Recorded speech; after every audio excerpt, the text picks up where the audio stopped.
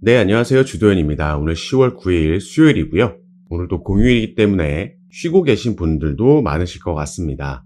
저는 일단 오전부터 오늘도 리플에 대해서 여러분과 함께 살펴보기 위해서 이렇게 영상을 촬영하고 있습니다. 리플에게 가장 중요한 건 이 소송 이슈가 되겠죠. SEC의 항소 관련해서 소송 관련해서 추가로 업데이트된 내용이 있기 때문에 오늘은 이 부분 살펴보면서 앞으로의 전망까지 함께 말씀드릴 수 있도록 하겠습니다. 여러분들께서는 오늘 영상 꼭 끝까지 시청해 주시고 그 전에 밑에 있는 구독과 좋아요 버튼도 한 번씩만 눌러주시면 제가 이렇게 영상 제작하는 데 큰 힘이 된다라는 점 먼저 말씀드리고요. 추가로 영상 밑에 더보기란 클릭하시면 제가 이렇게 링크를 두 가지 남겨놨습니다.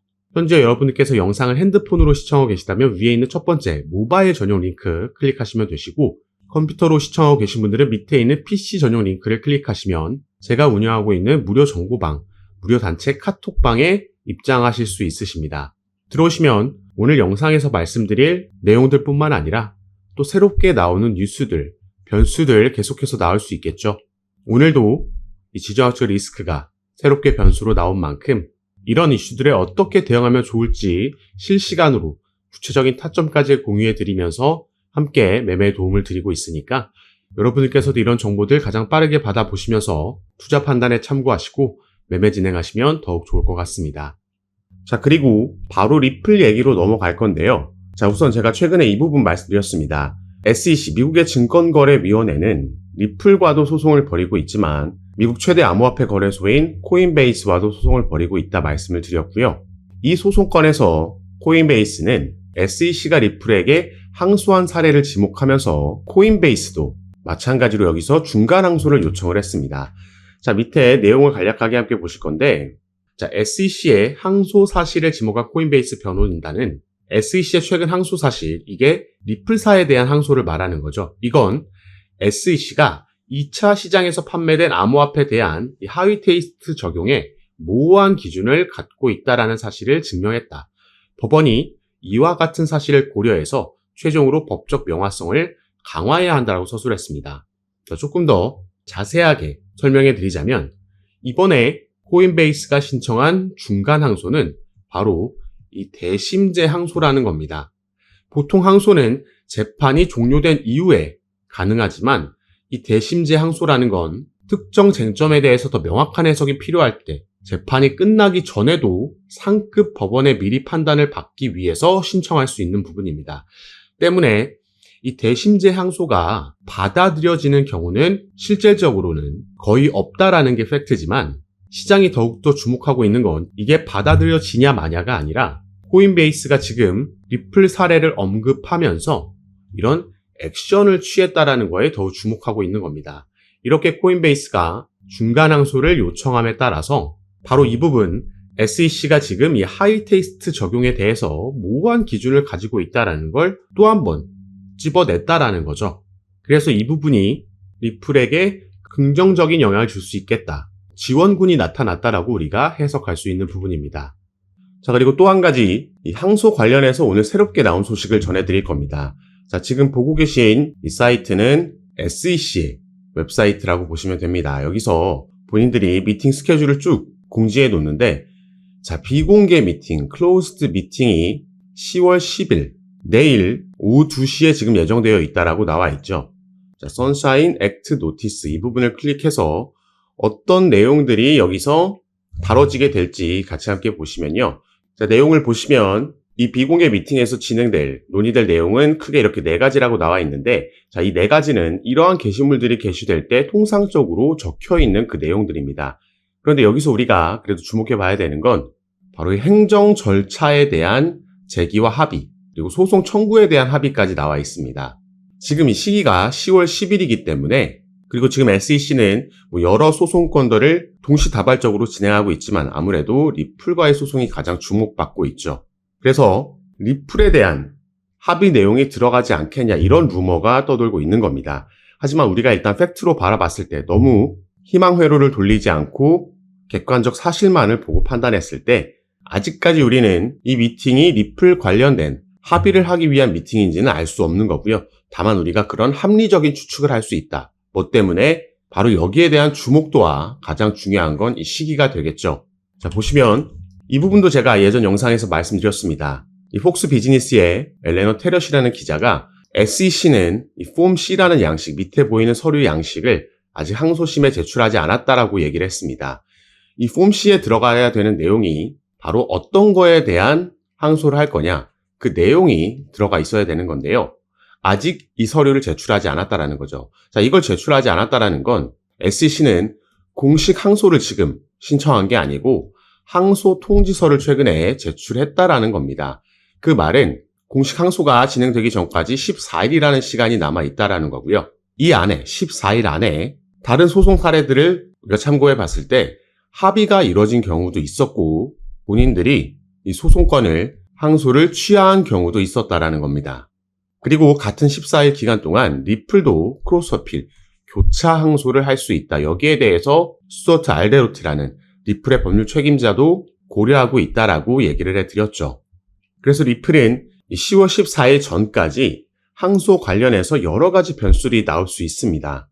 그래서 우리가 이 변수들이 어떻게 진행되는지, 어떤 것들이 새롭게 나오는지 조금 지켜보면서 지금은 일단 관망세를 유지하는 게 좋지 않을까 이렇게 말씀을 드리는 거고요. 다만 기대감은 조금 가지게 하는 건 어쩔 수 없다 이렇게 보이고 있는 상황이죠.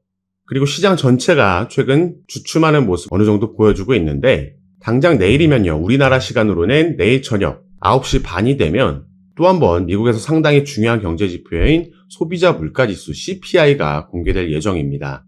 자, 오늘에서 내일 넘어가는 새벽 3시에는 이전 FOMC 회의록도 공개가 되죠.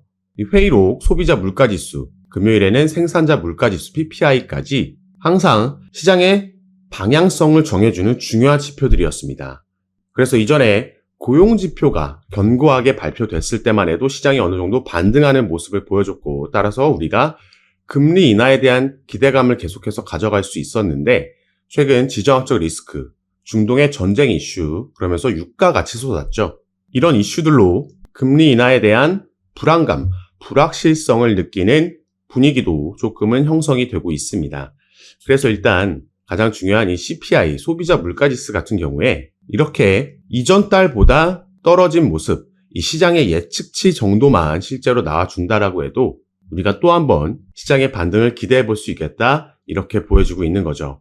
자, 공교롭게도 SEC의 비공개 미팅이 있는 그 같은 날이기 때문에 우리가 이런 변수들 함께 지켜보면 좋을 것 같습니다.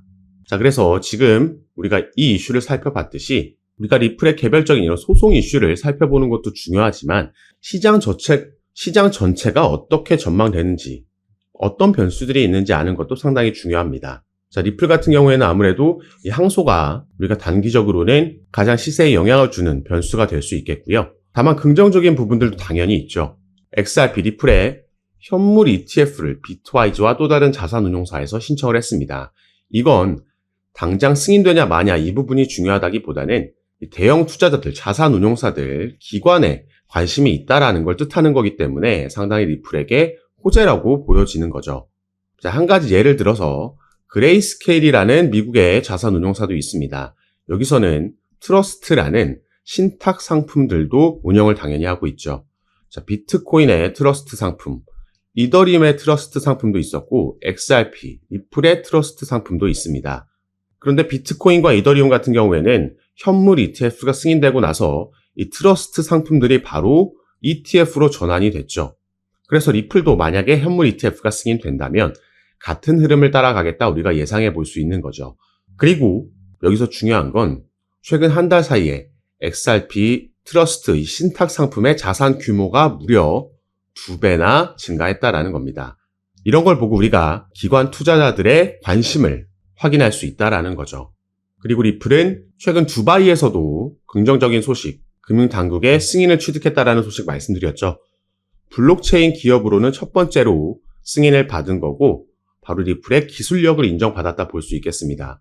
또 두바이가 아시아와 유럽 그리고 미국까지도 이어주는 그 중요한 역할을 하는 그런 부분이기 때문에 이로 인해서 글로벌 확장을 가속화시키고 있다.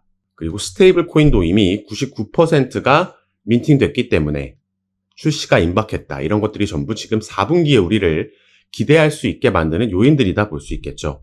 다만 이렇게 개별 종목의 상승 모멘텀이 존재한다라고 해도 아까 말씀드렸듯이 시장의 상황이 좋지 않다라면 이 상승력을 억제할 수 있겠고요. 반대로 시장이 받쳐준다면 이 상승력이 시너지를 내면서 더 큰 상승력을 보여줄 수도 있습니다. 그리고 긍정적인 건 우리가 4분기에는 시장 상황도 좋을 수 있다. 이렇게 예상해 볼 수 있는 그 근거들이 있다라는 거죠. 자, 금리 인하 미 연준의 파월 의장이 올해 안에 2번 더 추가로 금리 인하를 할 거다. 물론 베이비 스텝이지만 시장이 연착륙할 수 있게 충격을 주지 않는 선에서 상당히 긍정적인 호재 소식이고, 다음 달에는 이제 미국의 대선이 한 달 앞으로 다가왔습니다. 트럼프가 되면 더할 나위 없이 코인 시장은 큰 상승력을 보여줄 수 있겠고, 해리스가 되더라도 이 정도의 차이지, 해리스도 최근에는 본인의 입장을 암호화폐를 지지하는 입장으로 표명했기 때문에 어쨌든 지금의 바이든 행정부 때보다는 긍정적인 미래가 전망될 수 있다는 거죠. 여기에 중국 같은 경우에도 경기 부양책을 내놓으면서 채권을 추가 발행할 수 있는 가능성이 남아있고, 중국이 이렇게 경기 부양책을 내놓을 때마다 비트코인, 우리 코인 시장은 상승했다라는 점 말씀드리겠습니다.